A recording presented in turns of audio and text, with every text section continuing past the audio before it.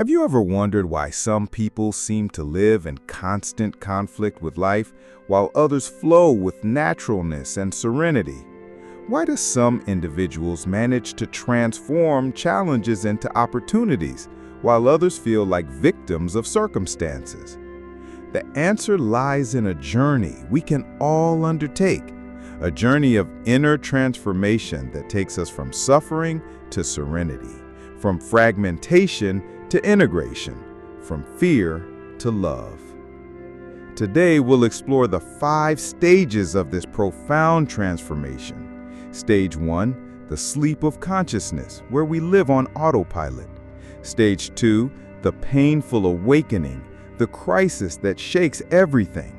Stage 3, the inner search, seeking answers and truth. Stage 4, the authentic rebirth, living from our true essence.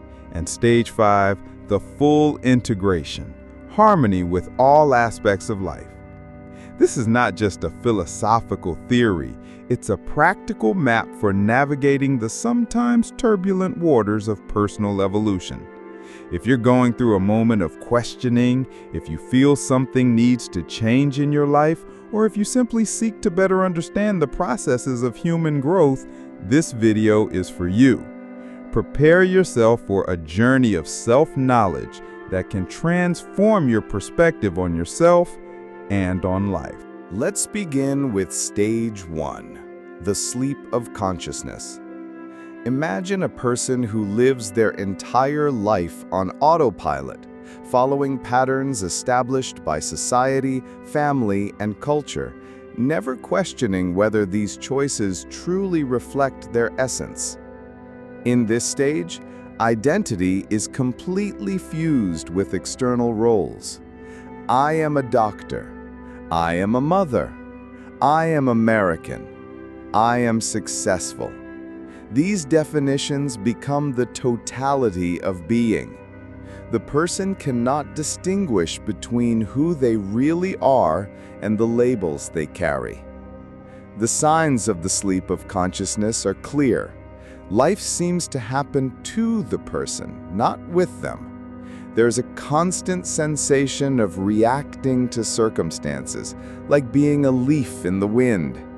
Important decisions are made based on what others expect, what is normal or safe, rarely on what genuinely resonates with the heart. In this stage, relationships tend to be superficial or codependent. The person projects their unmet needs onto others, expecting them to fill internal voids. Conflicts are avoided or explode destructively, as there are no tools to navigate emotional complexities with maturity. Work becomes a golden prison. Even if well-paid or prestigious, there's no connection to deeper purpose. The person works to live, but doesn't live to work in the sense of contributing something meaningful to the world. Physically, the body may manifest chronic tensions, stress-related illnesses, and a general disconnection from bodily needs. The person may ignore fatigue signals, eat emotionally, or neglect exercise and rest. But here's the paradox. The sleep of consciousness is not wrong. It's a necessary stage. It's like the caterpillar that needs to exist before transforming into a butterfly. Many people spend entire lifetimes in this stage and, within their limitations, find happiness and contribute to the world. The problem arises when the soul begins to whisper that there is something more, when the security of known patterns begins to feel like a prison, when external successes can no longer mask a growing internal emptiness. It's at this moment that the person is ready for the next stage, an awakening that, while necessary, is rarely comfortable. Now we move to Stage 2, the painful awakening, a period of deconstruction that can be compared to an internal earthquake. Everything that seemed solid and reliable begins to shake. and the person finds themselves questioning truths that were previously unquestionable. This awakening is rarely gentle. It can be triggered by a crisis, the death of a loved one, the end of a relationship, job loss, illness, or simply the accumulation of small dissatisfactions that explode into an existential crisis. Who am I really becomes the central question. The person begins to realize they've lived life according to a script written by others, parents, society, religion, culture. There's a sense of having been deceived, of having wasted time, of having lived a life that wasn't their own. Emotions during this phase are intense and often contradictory. There may be anger against parents, against society, against themselves, sadness for the lost life, fear of the unknown that opens ahead, guilt for questioning structures that once seemed sacred. Relationships undergo a revolution. Friendships based on superficial interests may dissolve. The relationship with family can become tense, especially if they don't understand the transformation occurring. Some romantic relationships may not survive when one party grows toward authenticity. Professionally, there may be a vocational crisis. Work that was once tolerable may become unbearable. The person may feel they're wasting their life on activities that have no real meaning. There may be impulses to drop everything and start over. Physically, the body may manifest symptoms of intense stress, insomnia, digestive problems, muscle tensions, headaches. The nervous system is processing an enormous amount of change, and this is reflected in the physical body. Spiritually, old beliefs may crumble. Childhood religion may no longer make sense. Concepts about God, life's purpose, morality, everything can be questioned. This can create a temporary existential void, but also open space for a more mature and personal spirituality. The most challenging aspect of this stage is loneliness. The person may feel that no one understands what they're going through. Friends and family may try to help by offering advice to return to normal, without understanding that there's no going back, only going through. But within this apparent destruction, something deeply sacred is happening. It's as if the soul is doing a general cleaning, removing everything that isn't essential to make space for a more authentic version of oneself. The pain of this stage is transformative. It's not pathological pain, but rather the pain of growth, like the pain a plant feels when breaking through the seed shell. It's uncomfortable, but necessary for the birth of something new. After the chaos of the painful awakening, we arrive at stage 3, the inner search. It's as if the person, after having their inner house demolished, is now looking for materials to rebuild it more solidly and authentically. This phase is characterized by an insatiable thirst for knowledge and experiences that can provide answers to the questions that emerged during the awakening. The person becomes a spiritual explorer, investigating different traditions, philosophies, practices, and teachers. Self-help books, philosophy, spirituality, and psychology become constant companions. Each new concept discovered can generate a eureka moment. Finally, someone who can articulate what was being felt but couldn't be expressed. The search may lead the person through various spiritual traditions. Perhaps they explore Buddhism, attracted by the idea of cessation of suffering, or dive into Hinduism, fascinated by concepts of karma and dharma. They might discover indigenous traditions, alternative therapies, astrology, numerology, crystals, anything that promises a glimpse of deeper truth. Meditative practices become essential. They might start with mindfulness meditation, then explore transcendental meditation, Christian contemplation, or shamanic practices. Each technique offers a different window into the inner landscape. Workshops, retreats, and seminars become a regular part of the agenda. The person may travel to places considered sacred, seeking transformative experiences. They may seek therapists, spiritual coaches, or mentors who can guide the journey. There's an almost compulsive aspect to this search. The person may jump from one practice to another, from one teacher to another, always looking for the magic key that will solve all problems and bring permanent peace. There may be a tendency to over-intellectualize, collecting knowledge like trophies. During this phase, the person may experience altered states of consciousness, mystical experiences, profound insights, sensations of unity with the universe. These experiences can be transformative, but can also create a spiritual addiction, a constant search for more transcendent experiences. Relationships during this phase can be complicated. The person may feel frustrated with those who don't share their passion for spiritual seeking. There may be a tendency to evangelize, trying to convert others to the path being explored. Professionally, there may be a shift toward careers related to helping or healing. The person may become a therapist, coach, yoga teacher, or any profession that allows integrating personal growth with work. Physically, the body may undergo significant changes in diet, incorporation of exercises like yoga or Tai Chi, greater sensitivity to energies. There may be periods of physical and emotional detoxification. The most valuable aspect of this phase is the development of a spiritual toolkit. The person learns techniques to deal with difficult emotions, to cultivate inner peace, to connect with something greater than themselves. They develop discernment to distinguish between teachings that truly resonate and those that are just interesting concepts. But there are also traps in this stage. The search can become an escape from real life. There may be a tendency to stuck in the identity of seeker, never allowing oneself to find. A spiritual ego may develop, a subtle form of superiority based on esoteric knowledge. The end of this phase is marked by a gradual realization.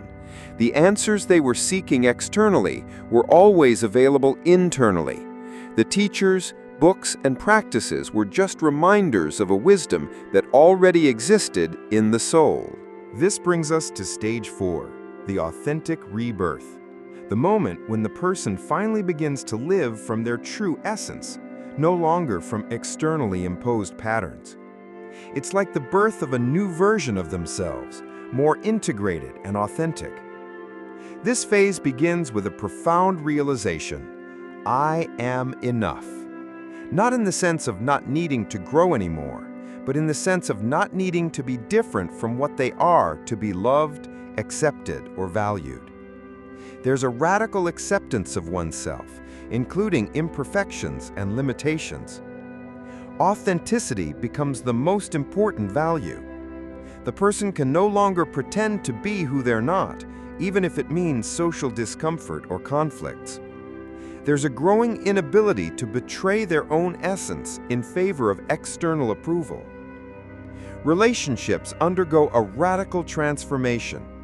Relationships based on codependency, manipulation, or need begin to dissolve naturally. In their place, connections emerge based on genuine love, mutual respect, and shared growth. The person develops the ability to establish healthy boundaries. They learn to say no without guilt and yes with genuine enthusiasm. Toxic relationships are left behind, not with anger, but with compassion and gratitude for the lessons learned. Professionally, there's a search for alignment between work and purpose. The person may change careers, start their own business, or find ways to make their current work more meaningful. Success is redefined, not just in financial terms, but in terms of contribution and personal satisfaction. Creativity flourishes in this stage. Many people discover artistic talents that were dormant, or find new forms of expression. Creativity becomes a form of prayer, a way to connect with the creative source of the universe. Emotionally, there's a greater capacity to navigate life's ups and downs. The person doesn't avoid difficult emotions, but also doesn't completely identify with them. A capacity develops to observe one's own emotional states with compassion and wisdom. Physically, the body may undergo significant changes. There may be greater sensitivity to foods, environments, and energies. The body becomes a more refined instrument of perception. Self-care practices become natural, not forced. Spiritually, a more direct and personal connection with the sacred develops. This may or may not include organized religion, but always includes a sense of connection with something greater. Prayer, meditation, or contemplation become a natural part of life, not obligations. This stage also brings unique challenges. The person may experience a period of instability while old structures dissolve and new ones form. There may be fears about financial security, social acceptance, or the ability to maintain relationships. There are also what we could call spiritual birth symptoms, periods of great emotional sensitivity, changes in sleep patterns, intensified psychic or intuitive experiences. As if consciousness were expanding to include previously inaccessible dimensions. Family and friends may have difficulty understanding the changes. There may be resistance from those who preferred the previous, more predictable version. The person may feel lonely while navigating between the old world they're leaving and the new one they're embracing. But there's also profound joy in this stage, a sense of finally coming home, of living the life they were always meant to live. There's congruence between internal values and external actions that generates inner peace. The most liberating aspect of this phase is the growing capacity to love unconditionally, starting with themselves and radiating to others. Not a needy or dependent love, but a love that arises from the abundance of being connected to one's own essence. Finally, we reach stage 5, the full integration, a state of harmony where all aspects of life are aligned with expanded consciousness. It's not a state of perfection, but rather of fluidity, where the person lives with wisdom, compassion, and authentic presence. In this stage, the person has developed emotional mastery. That doesn't mean absence of emotions, but rather a capacity to dance with them. Joy, sadness, anger, fear, all are received as honored visitors, each carrying their own messages and gifts. Full integration is characterized by a deep acceptance of the paradox of human existence. The person can simultaneously embrace light and shadow, growth and limitation, certainty and mystery. There's no longer a need to resolve all of life's contradictions. Relationships in this stage are characterized by mature intimacy. The person can love deeply without losing themselves, support without rescuing, and allow others to have their own journeys without trying to control them. There's a capacity to see the divine in each person, even when they can't see it in themselves. Professionally, work becomes a natural expression of unique gifts and talents. It may not be glamorous or extraordinary in the world's eyes, but it's deeply satisfying because it's aligned with authentic purpose. Work becomes service, and service becomes joy. The person develops what we can call compassionate wisdom, a capacity to see situations with clarity, without judgment, and respond with love even in the face of difficult behaviors. There's a deep understanding that everyone is doing the best they can with the consciousness they have in the moment. Physically, there's a harmonious integration between body, mind, and spirit. The body is honored as a sacred temple, but without obsession. There's a natural capacity to listen and respond to bodily needs with wisdom and moderation. Spirituality in this stage is integrated into daily life. It's not something done at specific moments, but rather a way of being that permeates all activities. Washing dishes can be as sacred as meditating. Changing diapers can be as spiritual as reciting mantras. One of the most beautiful characteristics of this stage is the development of universal compassion. The person can see beyond superficial actions and behaviors, recognizing the pain, fear, or confusion that often motivates them. This doesn't mean accepting destructive behaviors, but rather responding to them with wisdom instead of reactivity. Full integration also includes a reconciliation with one's own history. Past traumas are no longer open wounds, but rather scars that tell the story of survival and growth. There's gratitude even for the most difficult experiences, recognizing them as catalysts for growth. In this stage, the person develops what we can call a wounded healer, someone who can offer light to others not despite their own difficulties, but because of them. Their healed wounds become a source of compassion and wisdom for those still in the healing process. Death is no longer seen as a terrible end, but rather a natural transition. This doesn't mean absence of sadness when loved ones depart, but rather a deeper understanding of the cycles of existence. There's a capacity to embrace impermanence as part of life's beauty. But it's important to understand that full integration is not a static state. It's a dynamic process of continuous growth. The person may still face challenges, go through difficult periods, or question aspects of their life. The difference is that they now possess tools, wisdom, and inner connection to navigate these moments with more grace. The journey through these 5 stages is neither linear nor uniform. Some people may quickly pass through certain phases, while others may remain years in a single stage. Some may experience all stages simultaneously in different areas of their lives. What's most important is recognizing that each stage has its own value and purpose. There's no rush to arrive at the end. Life is the journey, not the destination. Each moment of growth, each insight, each act of courage to be more authentic is a victory. If you recognized yourself in stage 1, the sleep of consciousness, know that awareness is the first step toward transformation. The very fact that you're watching this video shows that your soul is beginning to stir. If you're in stage 2, the painful awakening, remember that this chaos is not destruction, but preparation. You're not falling apart, you're falling into place. Be gentle with yourself during this sacred demolition. If you're in stage 3, the inner search, trust that every book you read, every practice you explore, every teacher you encounter is leading you back to your own inner wisdom. The answers you seek are already within you. If you're experiencing stage 4, the authentic rebirth, celebrate this courage to live from your truth. You're not only transforming your own life, but inspiring others to do the same through your example.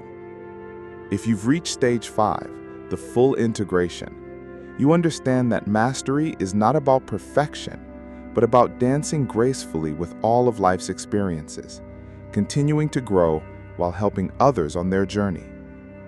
Remember, you already have within you everything you need for this journey. Trust, wisdom, and love, all are available in the present moment. Transformation is not about becoming someone different, but about remembering who you always were, beyond the layers of conditioning. This journey of inner transformation is one of the most courageous adventures a human being can undertake. It requires facing our fears, questioning our beliefs, and sometimes walking alone when others don't understand our path. But know that you are not truly alone. Millions of people around the world are on this same journey of awakening. Each step you take toward authenticity not only benefits you, but also contributes to the elevation of collective consciousness. Your willingness to grow, to question, to become more authentic creates ripples that touch lives you may never know about. Your transformation gives others permission to transform. Your courage to be real gives others courage to be real. May this journey be an adventure of discovery, growth, and above all, love. Love for yourself, love for others, and love for the magnificent experience of being alive in this extraordinary moment of human history. The caterpillar doesn't know it will become a butterfly when it enters the cocoon. It only knows it must trust the process. Trust your process. Trust your journey. Trust that you are exactly where you need to be, learning exactly what you need to learn, becoming exactly who you were always meant to be.